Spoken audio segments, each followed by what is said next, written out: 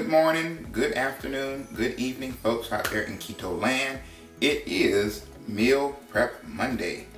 Okay, I know you're looking around. We're not in a typical environment when it's Meal Prep Monday. We're not in my kitchen, and that's because the topic today is a little different than our normal meal preps. I don't have a recipe to go over with you because it was a bit of a kitchen fail. All right, so what we were working on and different recipes that we had.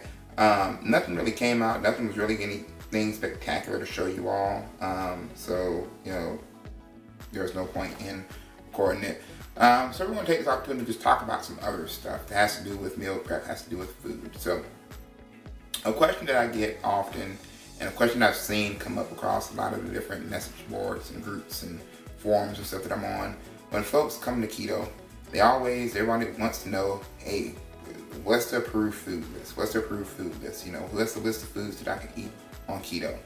You know, and I understand the desire to know, you know, what I can eat, what I can't eat, try and simplify things. But sometimes we oversimplify things, and in doing that, we overcomplicate things, okay? What do you mean by that? You know, when you get those approved food lists or whatever, you put yourself in a box where, you know, this is what I can eat, and that's it. The thing about keto is it's a carb restrictive way of eating. So ultimately, what you all need to develop, ultimately, you want to revolutionize the way that you eat. You know, not that standard American diet, gotta have your starches, gotta have your bread and rice and all of that with every meal. You know, learn new foods, you know, taste new foods, experience new foods, you know, take a new way of eating as an opportunity to rejuvenate your taste buds and rejuvenate your palate. You know, try foods that you wouldn't have tried before, okay? How do I know that it's approved for keto? All you need to do, there are so many, you know, we're in a world now where information is literally at your fingertips. You know, everybody has one of these. You know, everybody in the world has one of these, a smartphone. And there are apps out there, Myfitnesspal, Chronometer. There are websites out there, USDA website. Shucks, the restaurants that you go to, they have nutritional information for the most part out there available on the websites. You know, to know if something is truly keto approved or not, really all you want to know is does it have carbs? And you know, if it's under the amount of carbs that you can eat for the day, you're good. All right. Some carbs are okay. You know, when you're talking about carbs, you're really wanting to have certain kinds of carbs. You know, since you're restricting yourself to the amount of carbs you have, the carbs you need to really be getting, you know, the advice and the general guidance is get it from good, you know, vegetable sources. That those be your micronutrients that you're getting. So some greens, some green beans, you know, green vegetables, leafy vegetables, broccoli, that sort of stuff. But still, at the end of the day, rather than boxing yourself in, well, I can only eat from this list, research the food that you want to try. You know, go out there and find recipes. There are so many different awesome websites. Ruled Me is one that I go to a lot.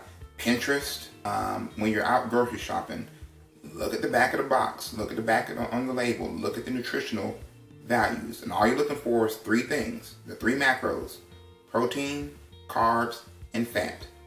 Okay? If it's low carb or no carb, then shucks, eat all of it as much as will meet your other macros, and it's important that you know your macros. We talked about that in other videos. Eat as much of it as will help you hit your ratios, okay? All you're worried about is carbs.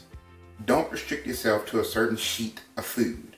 I can have this, I can't have this, I can have that, I can't have this. You know, go out there, try different foods, increase that palate, rejuvenate that palate, and that's really it. That's keto in a nutshell, you know? There is so much food out there.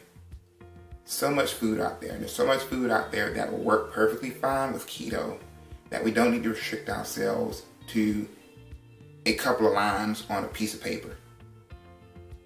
So go out there, use your tools, check the nutritional values. If it doesn't have carbs, 9 times out of 10, 9.99999 times out of 10, you're good. All you have to worry about is, are you hitting your other ratios with protein and fat? But key thing, look out for those carbs. More importantly, look out for net carbs, because net carbs, that's what matters. The fiber, we need fiber. You need to get you some fiber. So if it's 20 grams of carbs in it, but 15 grams of it is dietary fiber, that's still good too, because you only had 5 net carbs, and that's what matters for keto. Okay, so use your tools, track your food, and that's all it is. Don't worry about restricting yourself to a certain type of food based on a list that you see somewhere. Those lists are great, but you can always keep track of what's good and what's bad for keto by using the tools that you have available, looking up the nutritional values, making sure it doesn't have carbs or very low carbs or very low net carbs, and you'll be good to go.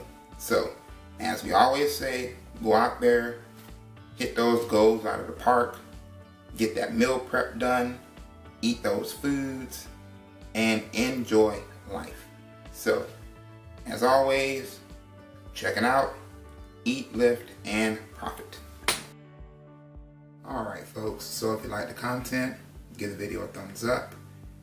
Feel free to comment down below. Let's have some conversations.